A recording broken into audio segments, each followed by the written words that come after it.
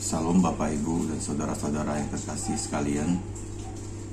Pada hari ini saya ingin membagi firman kepada saudara-saudara dan Bapak Ibu sekalian, yaitu pada kitab Pengkhotbah pasal 3 ayat 1-15. Untuk segala sesuatu ada masanya. Untuk apapun di bawah langit ada waktunya. Ada waktu untuk lahir, ada waktu untuk meninggal. Ada waktu untuk menanam, ada waktu untuk mencabut yang ditanam. Ada waktu untuk membunuh, ada waktu untuk menyembuhkan. Ada waktu untuk merombak, ada waktu untuk membangun. Ada waktu untuk menangis, ada waktu untuk tertawa. Ada waktu untuk meratap, ada waktu untuk menari. Ada waktu untuk membuang batu, ada waktu untuk mengumpulkan batu. Ada waktu untuk memeluk, ada waktu untuk menahan diri dari memeluk. Ada waktu untuk mencari, ada waktu untuk membiarkan rugi. Ada waktu untuk menyimpan, ada waktu untuk membuang. Ada waktu untuk merobek, ada waktu untuk menjahit. Ada waktu untuk berdiam diri, ada waktu untuk berbicara. Ada waktu untuk mengasihi, ada waktu untuk membenci. Ada waktu untuk perang, ada waktu untuk damai.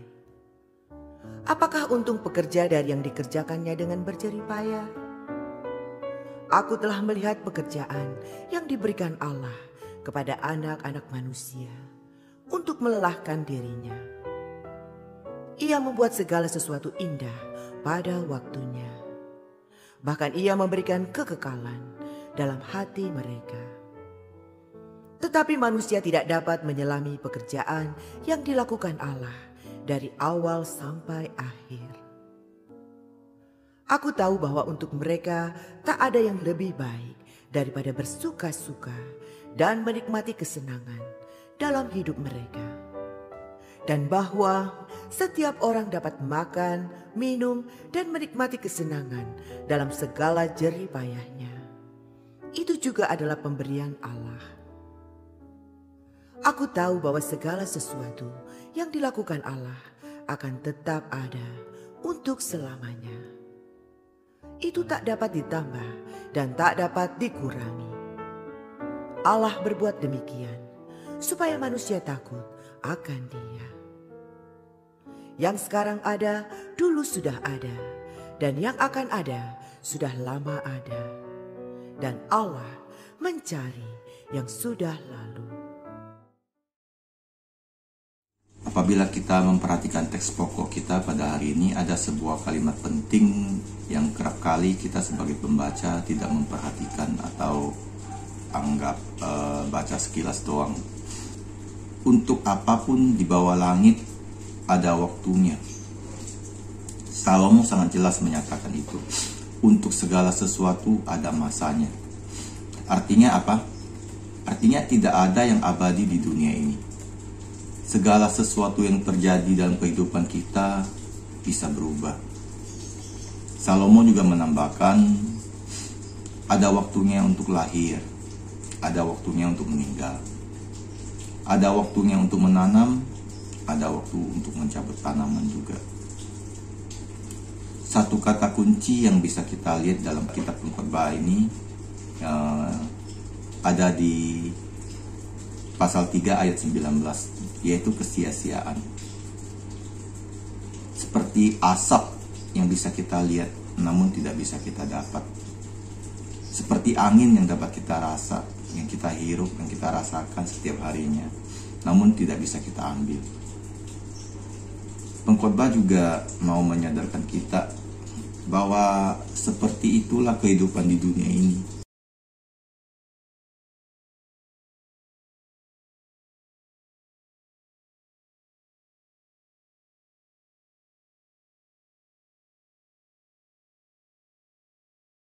Satu hal yang perlu kita pahami untuk dapat mendalami maksud dan pesan yang hendak disampaikan kepada kita dari kitab Pengkhotbah ini adalah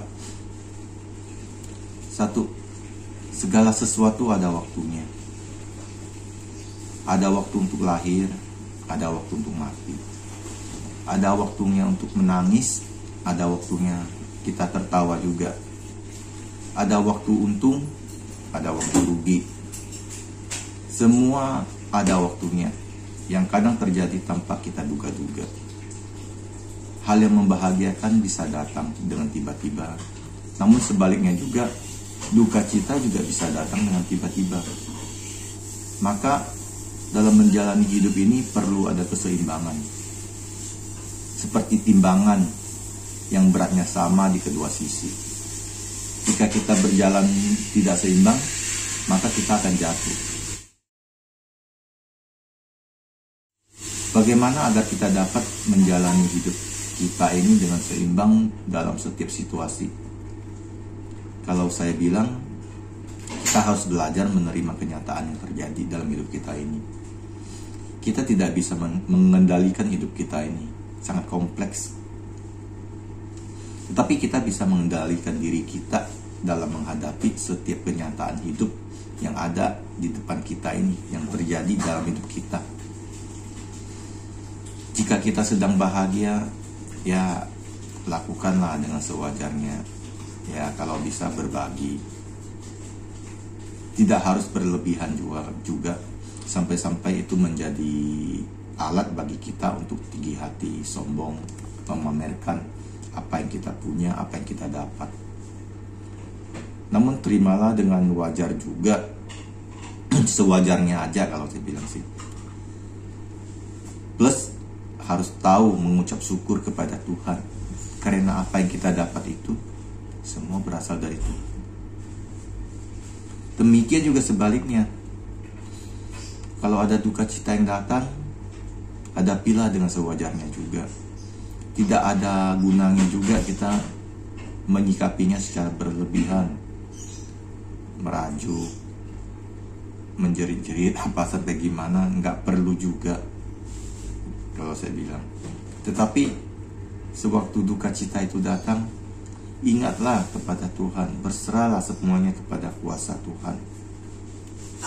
Bahwa itu semuanya terjadi dalam hidup kita pasti ada alasannya. Itu yang mesti kita sadari, saudara-saudara, Bapak Ibu sekalian. Ada yang berpendapat bahwa kehidupan ini seperti roda yang berputar terus. Tidak selamanya kita di atas, kadangkala kita berada di bawah juga. Pendapat itu ada benarnya kalau menurut saya ya. Ada saatnya seseorang berada pada puncak karirnya, berhasil dan punya semuanya, segalanya. Tetapi ada waktunya dia juga harus mengalami kegagalan, harus merangkak lagi dari bawah, seperti yang saya alami sekarang ini. Apakah kita harus mengeluh? Apakah kita harus ngedumel? Atau kita harus apakah menyerah aja? Enggak, Bapak Ibu. Yang kita harus lakukan yaitu berserah, mendekatkan diri kita kepada Allah Bapa. Dialah yang berkehendak semuanya itu terjadi. Kita mengeluh juga tidak ada solusinya. Kita ngedumel kemana-kemana juga tidak ada solusinya. Apalagi sampai marah-marah kepada Tuhan, Allah Bapa kita. Tidak ada alasan bagi kita juga untuk memegahkan diri kita dan sombong. Sebab kita tidak tahu apa yang akan terjadi besok harinya itu. Untuk segala sesuatu itu ada waktunya. Tidak selamanya juga kita ini tertawa. Ada kalanya juga saatnya kita menangis. Berhikmat menjalani hidup.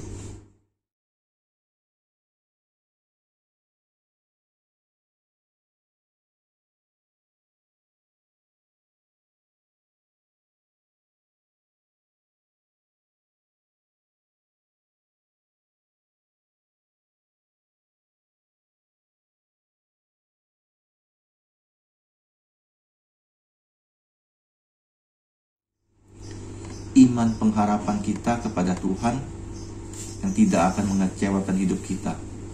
Berpengharapan kepada yang tidak sia-sia, itu kepada Allah Bapa kita. maka takutlah akan Tuhan dalam menjalani setiap kehidupan kita di dunia ini.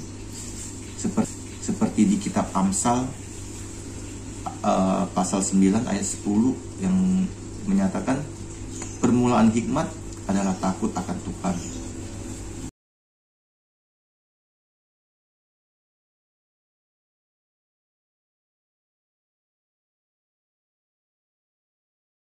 Jika kita hanya bergantung pada harta yang kita kumpulkan, maka harta itu bisa lenyap tiba-tiba. Itu sudah saya alami sendiri. Saya sudah alami itu. Kita tidak boleh berbangga apa yang kita punya, karena semua itu hanyalah titipan. Kalau Tuhan mau mengambil balik, satu jentikan jari aja udah hilang semuanya, Bapak Ibu.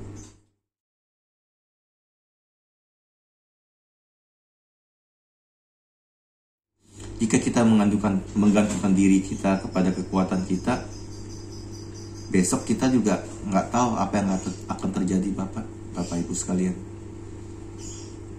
Sekarang kita kita kuat, kita hebat, kita merasa hebat, merasa kuat. Bisa aja kita dalam tidur kita nanti malam kita mati, atau bisa juga besok paginya kita bangun, kita bisa lumpuh, jatuh sakit, tidak bisa bangun lagi.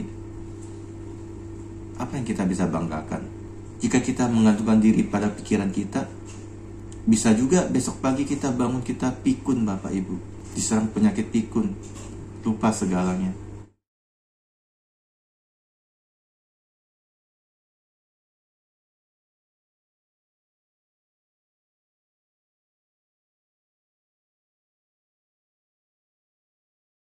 Apapun yang kita jalani dan hadapi di dunia ini, tetaplah takut akan Tuhan.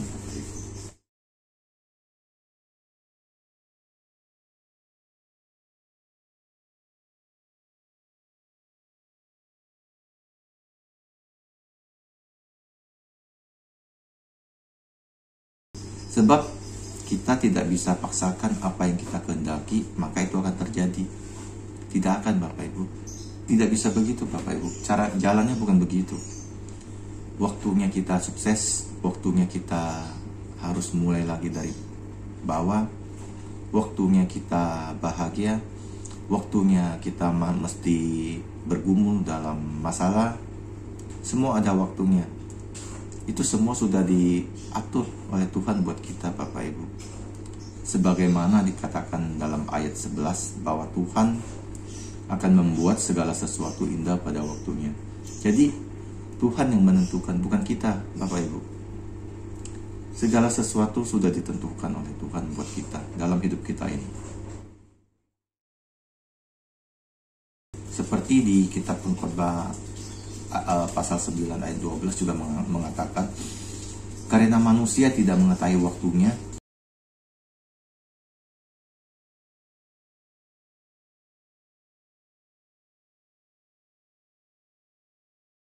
jadi apa yang akan terjadi pada hari esok tidak ada yang tahu, Bapak Ibu.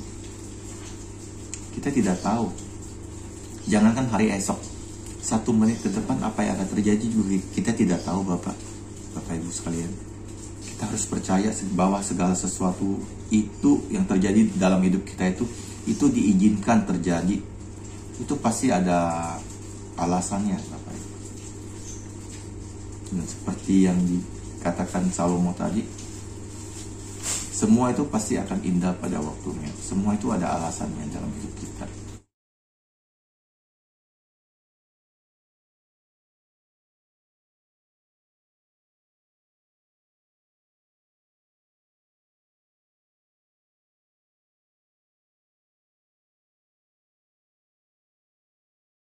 Jadi kalau sewaktu kita tertimpa masalah, kita tidak boleh menyalahkan Tuhan akan apa yang terjadi dalam hidup kita ini. Saya juga begitu, menyalahkan Tuhan apa yang terjadi dalam hidup saya. Itu sewaktu saya sebelum dalam Tuhan ya. Kalau memang Tuhan itu ada, kok hidup saya jadi begini? Saya tidak merasa merugikan orang lain, saya tidak merasa berbuat salah kepada orang lain. Saya. Kita nggak berpikir Tuhan, Tuhan, Tuhan. Yang kita pikirkan cuma saya, ada saya. Itu salah Bapak Ibu. Saya baru menyadari itu. Jadi saya dulu cuma berfokus pada diri saya sendiri, tidak kepada orang lain, apalagi kepada Tuhan. Ketika masa-masa sukar dan kelam itu terjadi, jangan mengeluh Bapak Ibu. Percaya saja bahwa kita tidak sendirian. Ada Tuhan yang bersama kita, menuntun kita, menyertai kita, bahkan menggendong kita. Seperti di kitab Yesaya pasal 46 ayat 4 yang berbunyi, sampai masa tuamu aku tetap dia, dan sampai masa putih rambutmu aku menggendong kamu. Aku telah melakukannya dan mau menanggung kamu terus. Aku mau memikul kamu dan menyelamatkan kamu.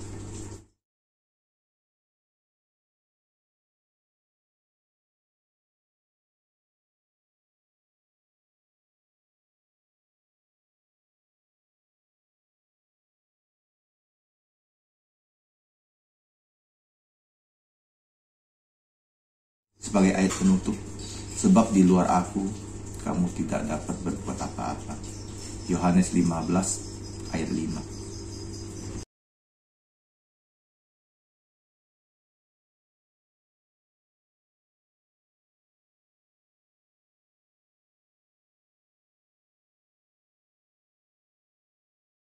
Terima kasih Bapak Ibu sudah mendengarkan saya.